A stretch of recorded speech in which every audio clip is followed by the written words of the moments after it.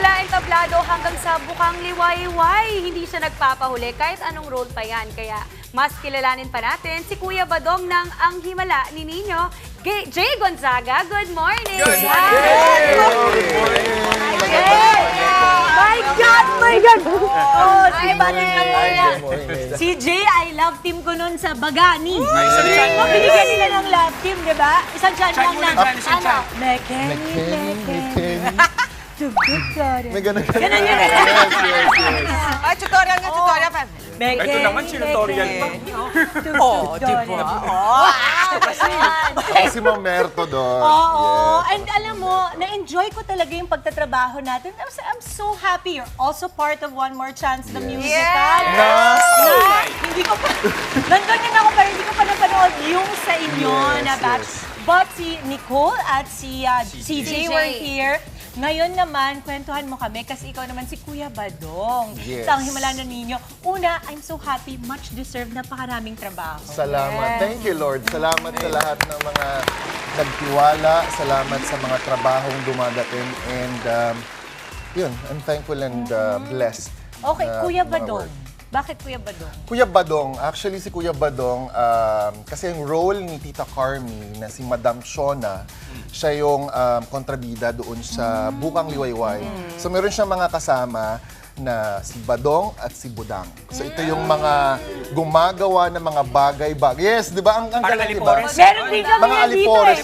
Meron din kami yan dito. So ako si Kuya Badong and si Badong dito, siya lang yung susunod sa mga utos ni Madam Shona. Okay. Maski mali, maski tama, basta lagi niyang ma-impress dapat si Madam Shona. So hindi makikita sa Nino kung aabot ba sa point na maging masama si Badong or magkaroon ba siya ng awa dahil kay Nino. So, May mystery yung yes, may mga ganun po. May mga Pero ganun po. ibig sabihin nun, ang madalas mong ka-eksena, si Miss Carmi Martin, kamusta naman ang pakikipagtrabaho with a veteran? Sobrang professional ni Miss Carmi sa trabaho. Like, meron kami eksena, kwento ko lang, madadapa siya sa parang tae ng kalabaw. Or, kalabaw. So, ang ginawa niya, instead of, ang gagawa na lang nung paglagay nung parang mud na ilalagay Hindi sa naman mukha. actual Yes. yun. Parang Ano minsan siya, parang, tsokolate. Oo, Or para puti. siyang tsokolate and harina. Harina. So, ang ginawa ni Tita Carmi, siya na lang naglagay sa face niya. And then, yes, na parang mabilis na lang yung gagawin namin lahat. So, doon ko nakita na, wow, grabe, yung professionalism when it comes to like work. And na-witness ko yun na babaunin ko siya sa mga future works na gagawin ko. Okay, ito bukod, nabanggit na kanina ni Dibs, One More Chance. Kamusta naman ang pagtatrabaho sa entablado? Working with As Mark. very Yes, as common, Mark. very familiar. Kumbaga, in a way, iconic na material. Sobrang happy ako na napasama ako sa One More Chance na musical. And yung si Chang Maribel nga, yung director namin, sinabi niya sa akin na gagawa sila, PETA gagawa ng One More Chance the Musical na film nila Ate Dimple dati na sobrang. Tapos gaganapan ko pa yung Derek Ramsey na role. At saka halos magkawangis na Kawangis siya. Tsaka may abs ka rin. May diba? abs siya. Hindi naman din magpatalo tong kapatid. Na actually yung mga friends ko pag nanood sila, kasi Inglesero yung role ko doon eh. Na hindi naman ako Ingleserong tao, na parang wow, nagugulat sila. At umabot sila sa point na hawak sila sa upuan nila na baka pati-deliver kaya niya yung line niya ng maayos. So mga ganon. Bukod sa pagpapakita ng abs, Sample nga. dala din niya yung aso niya. Ay, yung aso niya. Yes, Aso meron mo akong talaga aso yun? ko. Aso ko. Jay, pasample naman yung role mo bilang Mark nga. Konting, Ako, patikim. for example, si Ate Dimple ang Kanta na lang. Kakanta na lang ba? Oo, kasi alam mo, bukod sa mahusay siyang artista, magaling din siyang kumanta. Wow! Yes. Sige, padinig. Kakanta tayo in English. OPM. OPM. Ano ba gusto mo? Ano gusto mo? Bakit ngayon ka lang nalang? Ayun! Yan yung pinaka, Pwede ako. basic. O, sige. Ikaw sana ang aking yakap-yakap. Grabe naman. Ang iyong kamay ang aking laging hawak.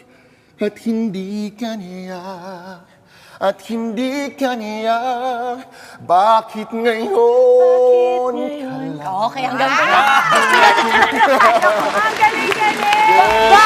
Bakit ka lang? Tingnan mo naman, ang usay-usay talaga. Gusto mo pala kumanta, Jay. Ako, may question question ako kasi syempre ngayon meron kang one more chance, tapos meron ka nitong Ang Himala ni Nino. Paano mo pinagsasabay yun? Yung acting sa TV, iba kasi, iba yung acting sa theater. Alam ko, tanong mo, natutulog ka pa ba? Kasi usually, ganyan ang tanong, di ba? Saan pupunta na? Pahinga ka pa ba?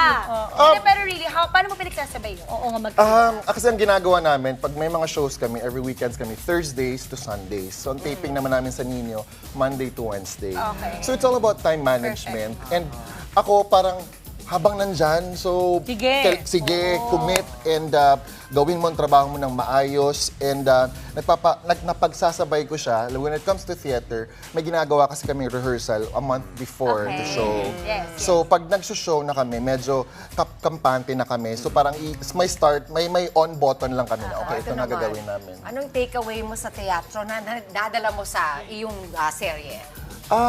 Sobrang thankful ako sa theater dahil parang pag meron akong productions or pag may theater akong ginagawa, parang for us as a theater actor o sa ginagawa natin, para kaming bumabalik sa school kasi nag-aaral kami ulit. So meron kaming everyday na ginagawa namin with our director, nagko-collaborate kami sa mga co-actors and then para kang bumabalik sa day one kung saan ka nag-start. At parang for us, sa akin din, na parang napapahumble niya ako na parang this is the beginning. Very Dito ako grounded. nag-start. Yes. So mag-grounded ka. Disiplina siguro. Yes po. Yes. Like, lalo na pag nasa backstage kayo, pag meron kayong show, hindi nila alam kung ano nangyayari sa aming backstage. Na parang kinakabahan kami. Kasi pag nandun ka na sa stage mismo, it's live. Live kasi siya eh. So pag nagkamali ka, no take twos. yes, you have to commit at you have to save have to You yourself. have one more chance, pero tomorrow na. Yes, yes, yes. Wow, Mami Okay. Nakakabilib ka, Jay. Ayan, magpo-promote po ako. Sige. Siyempre po, Ang Himala ni Nino, Mondays to Fridays po yan, 11:15 a.m. Bago po mag-Itbulaga, tunghayan niyo po ang kwento ni Nino sa Bukang Liwayway. At ako po, si Kuya Badong. Abangan niyo po yan everyday. At siyempre, magpo-promote din po ako One More Chance, the musical po sa PETA. Ngayon po, hanggang October 27 na lang po kami. For tickets po, punta po kayo ng Ticket World and magkita-kita po tayo. At mabuhay po ang sining at lahat po ng mga tumatangkilik. Amen! Mabuhay! Jay Gonzaga, maraming salamat. Thank you very much, Jay. Mga kapatid, Maui David po. Simula ng inyong araw na may alam at may pakialam sa mga may init at umaaksyong balita sa bansa. Para maging una sa balitaan, mag-subscribe at mag-follow sa social media pages ng News 5.